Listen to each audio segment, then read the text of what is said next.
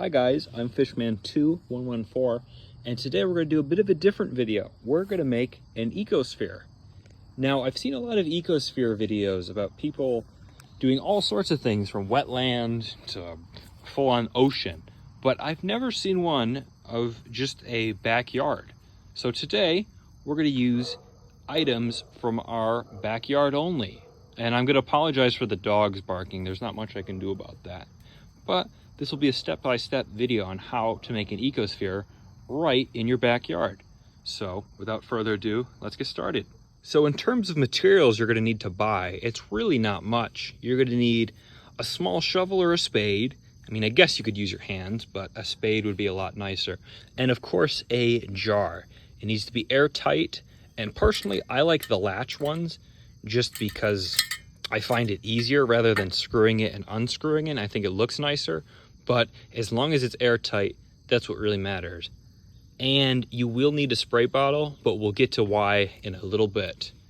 For the first layer of the ecosphere, we're gonna make a small layer of rock just to hold the water at the bottom to prevent the ground, I should say the dirt, from becoming too soupy. So we're gonna get a good amount of this small gravel at the bottom of our ecosphere. And I'll show you what that looks like when it's done. So there we go, we got our first layer down. It's about 2 inches worth of rock. This will really just be a perfect amount for what we're using. Really just to prevent the ground from becoming too soupy. Now there are a couple leaves and sticks in there, but that's really not a problem. As long as it isn't too much and it's mostly rock, then you're fine. Now for the next layer, we're gonna need our dirt. So we're gonna get a very good layer of this in the ecosphere, probably about half of it, and I'll show you what that looks like when we're done. All right, there we go. We got our dirt in. We got a good amount and it's nice and soft, which will be perfect. Now, you just wanna grab regular dirt because you never know what kind of organisms are in here and you'll never know what you're gonna end up in your ecosphere. I think that's part of the fun with these. So, the next layer is the fun part. We are going to design our ecosphere. Now, you're going to want some hardscapes, some things such as twigs, larger rocks, and of course plants. So I think to start, we are going to grab some hardscape and get some plants around it. So let me go find some sticks and some other things and I'll be right back. All right, so I think I have a pretty good selection here. I have a couple sticks, this kind of rotted piece, which also have the bark here, and if you can see, there's an isopod and a snail on it. There were a couple larger ones, but I think they flew off. So that'll be really good. We'll know we'll have an isopod. And 2 rocks and a little walnut. So you want to make sure that your ecosphere has enough room, but you also want enough decor for the plants to thrive and for it, of course, to look nice. This decomposing wood will really help out organisms, and things like rocks really don't do much, but they do look quite nice. So I'm gonna get these all set up and we'll get some plants. So this is what we got to start. As you can see, there are some isopods in there. And actually, right there's a little springtail. This will be absolutely perfect. These sticks I'm actually gonna hold off on putting. I'm gonna put the plants in first, and this rock did end up being too large, but I do think that's a pretty good foundation.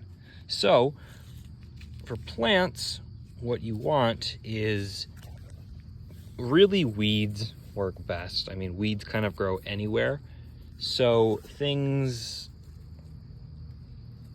like these, I mean, I just plucked that one without the roots, so that wouldn't work. But small weeds and even grasses work really well. Just very hardy plants that you know will survive. Now, you don't want plants that get too big.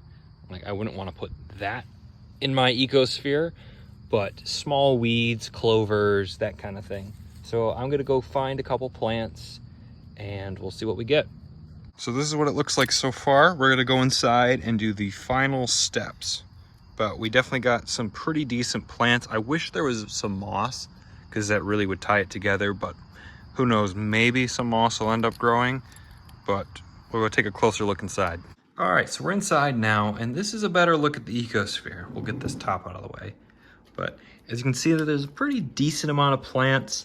Most of them are quite small, but I'm really hoping that they kind of take off and multiply. But I think for what we have so far, this will be a pretty good start. Now, one of the reasons you're going to want your spray bottle is, as you can tell, I did kind of mark up the inside of the glass, and I don't want to look at that forever. So I'm going to go clean that right now. So I'll be right back. All right, so it's all cleaned up. And the other reason that we're going to use the spray bottle is because you want to make sure that the Ecosphere is nice and moist before you seal it up. So spray bottle definitely works best. You don't want to drench it, but you definitely want it to be nice and moist because you're going to be sealing it for pretty much ever now. So give it one good spray and it will be closed.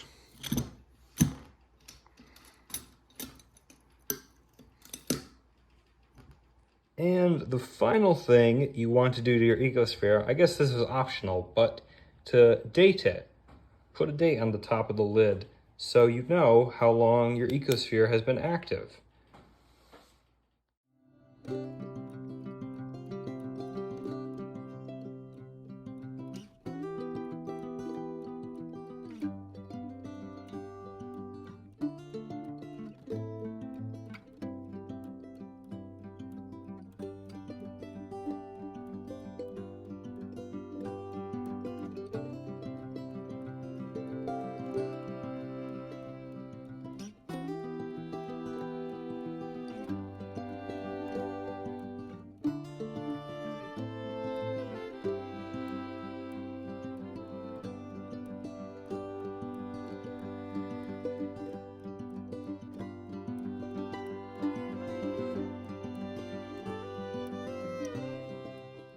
So far, the Ecosphere has been very successful.